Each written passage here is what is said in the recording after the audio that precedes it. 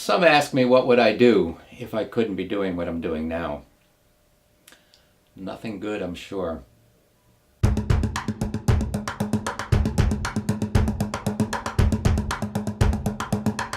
I am Mark Eliot Schwabe, steamsmith. My interest in metals began as a young person at age 14. My dad, James Schwabe, was an artist and jewelry designer whose principal customer was Cartier of New York. Very high quality gold and silver jewelry and small scale sculpture. I began making things out of metal in my dad's studio. I was doing finishing work on his pieces, and then he asked me if I would please take a horse that he had made and modify it for different use, so changing the positions of the legs. So that was really my first introduction to sort of making something of my own.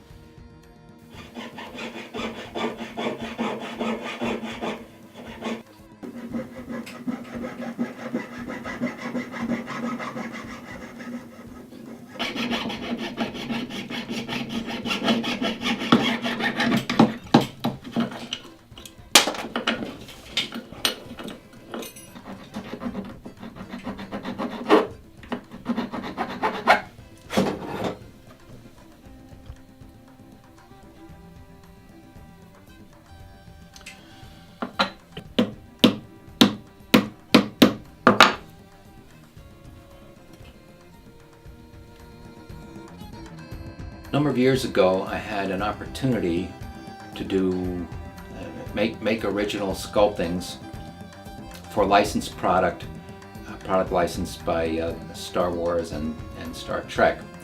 So I was making original sculptings, small scale, about the same size as my steampunk items, maybe a little bigger.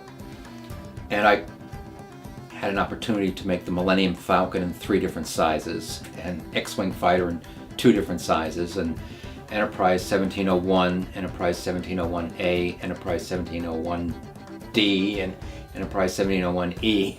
So the Ferengi Marauder, and probably the most spectacular was the Deep Space Nine space station, which I made fairly large, about 8.5 inches, limited edition, possibly in your collection.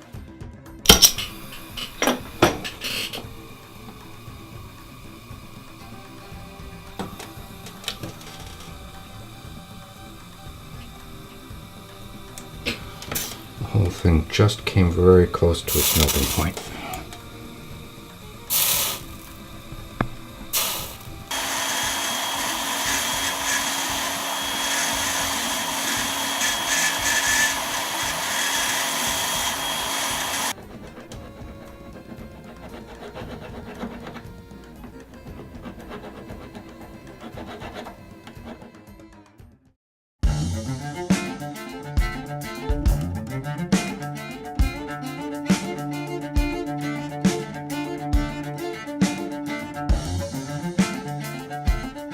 So then I looked more into steampunk, and wow, I mean, complete freedom of expression.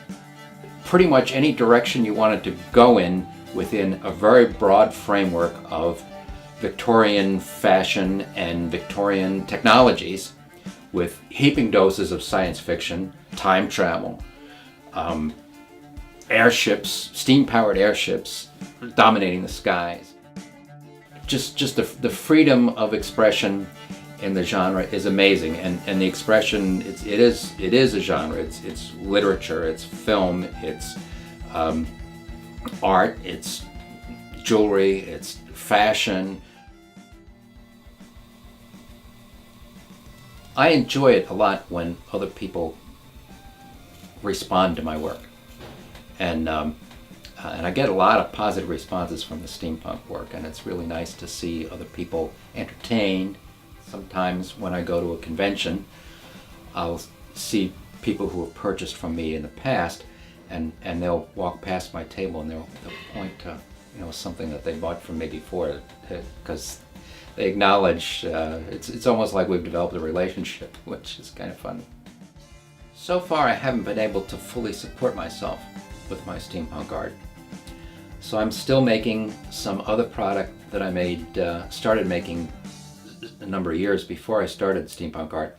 And it's fun stuff. It's not as detailed, not as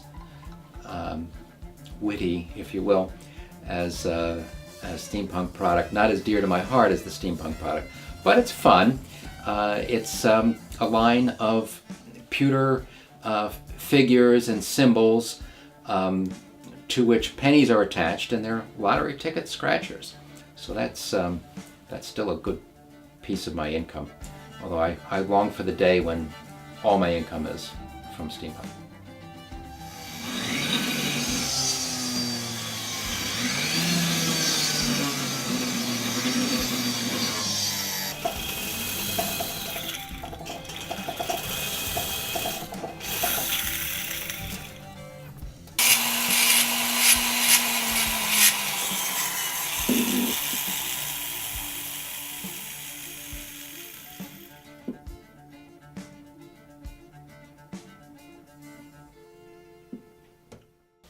So what I hope to do when I grow up is not a whole lot different than what I'm doing now. I would like to be an artist. I'd like to make the kind of work I'm making now. So if I had a market that would sustain me making larger, more involved pieces, small-scale sculptures, and large pieces of jewelry, that's really where I'd like to go, and really kind of the ultimate. There are lots of different ways to define what it is to be an artist. I think more than anything else, or certainly as much as anything else, it's a compulsion. Really an addiction.